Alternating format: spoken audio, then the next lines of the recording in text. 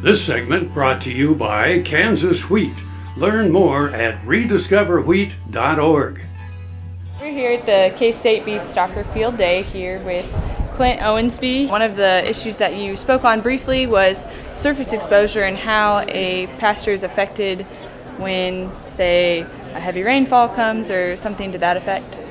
The research that's been done, and it was a 17-year study, showed that if you burn early in the spring, then you take away the litter layer that's on the surface of the soil, and that then allows direct sunlight to strike the surface, and that evaporates water from that soil. In addition to that, there is a crumb structure of that soil underneath that litter layer, and it's like grape nuts in consistency. And when water comes through that litter layer and goes into that, it goes directly into the soil, so it's no problem. If you take that litter layer away, then raindrop action will break up that crumb structure, and now it must go through under like a paper towel. In other words, it goes through slowly, and so you get an increased runoff. So the upshot of all of it is, the earlier you burn, the less water you're going to have for growth of the plants. If you want to get an increased livestock gain, and that's about 32 pounds on a steer, or more, depending upon the year. But if you want to get that, you have to burn in the season that you want that gain to occur. If you don't burn, you won't get it.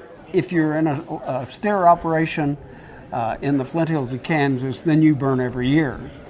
Now, the other issue is if you're just trying to use fire as a mechanism for reducing woody species increases in the pasture, then you must burn at least 3 years in a row at a late spring burn date in order to reduce that woody population. When you burn early, then the plant reaches maturity earlier, and the plant actually starts to translocate protein, nitrogen out and back into the storage organs, and that occurs at an earlier time, and so the quality is reduced earlier with earlier burns, and therefore the cattle don't gain well under that situation. When we burn, if that smoke from that fire is carried into a metropolitan area, then those ozone precursors that are in there will become ozone through sunlight. And the situation is that will then put them above the EPA level, compliance level. And so it's not that they aren't already at the top. They are. They're right on the level. But ours puts it over. And so one of the ways that EPA has thought, well, we can just reduce that puts it over there by having them burn when the smoke won't go across in that metropolitan area. And so we developed a system that has a model on it that tells a rancher when he burns where his smoke's going to go.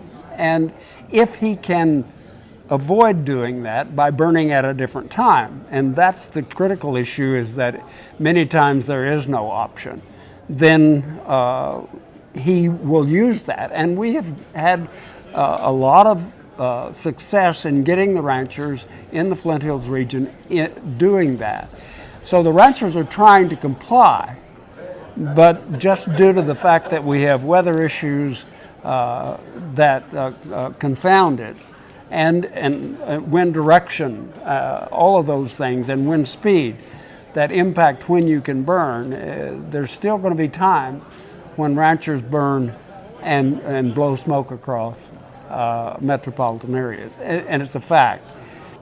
As a rancher, in order to exist out there in a profitable manner, I have to burn. And in order to sustain this as a warm season for the grassland, it must be burned.